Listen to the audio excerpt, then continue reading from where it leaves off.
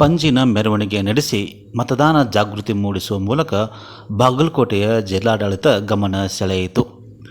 ನವನಗರದ ಕಾಳಿದಾಸ ವೃತ್ತದಲ್ಲಿ ಪಂಜಿನ ಮೆರವಣಿಗೆಗೆ ಜಿಲ್ಲಾ ಚುನಾವಣೆ ಅಧಿಕಾರಿಯಾಗಿರುವಂಥ ಜಾನಕಿ KM ಅವರು ಚಾಲನೆ ನೀಡಿದರು. ನಂತರ ಕಾಳಿದಾಸ ಸರ್ಕಲ್ನಿಂದ ವಿದ್ಯಾಗಿರಿ ಕಾಲೇಜ್ ಸರ್ಕಲ್ವರೆಗೆ ಮತದಾನ ಜಾಗೃತಿಯ ಮೆರವಣಿಗೆ ನಡೆಸಲಾಯಿತು. ಜಾಥಾ ಉದ್ದಕ್ಕೂ ಮತದಾನ ಜಾಗೃತಿಯ ಘೋಷಣೆಗಳನ್ನು ಹಾಕಲಾಯಿತು. ಈ ಸಂದರ್ಭದಲ್ಲಿ ಜಿಲ್ಲಾ ಪಂಚಾಯತಿನ ಮುಖ್ಯ ಕಾರ್ಯನಿರ್ವಹಣಾಧಿಕಾರಿಯಾಗಿರುವಂಥ ಶಶಿಧರ್ ಕುರೇರ್ ಅವರು ಪ್ರತಿಜ್ಞಾ ವಿಧಿ ಬೋಧಿಸಿದರು. ನ್ಯಾಯಸಮ್ಮತ ಹಾಗೂ ಶಾಂತಿಯುತವಾಗಿ ಮತದಾನ ನಡೆಸುವ ಬಗ್ಗೆ ಪ್ರತಿಜ್ಞಾ ವಿಧಿ ಬೋಧಿಸಿದರು. ನಂತರ ವಿದ್ಯಾಗಿರಿಯಲ್ಲಿ ಮಾನವ ಸರಪಳಿ ನಿರ್ಮಾಣ ಮಾಡಿ ಮತದಾನ ಜಾಗೃತಿ ಮೂಡಿಸುವ ಮೂಲಕ ಗಮನ ಸೆಳೆಯಲಾಯಿತು.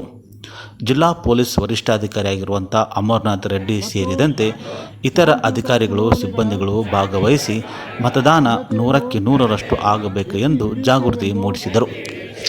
ಮತ್ತು ಪ್ರತಿಯೊಂದು ಚುನಾವಣೆಯಲ್ಲಿ ನಿರ್ಭೀತರಾಗಿ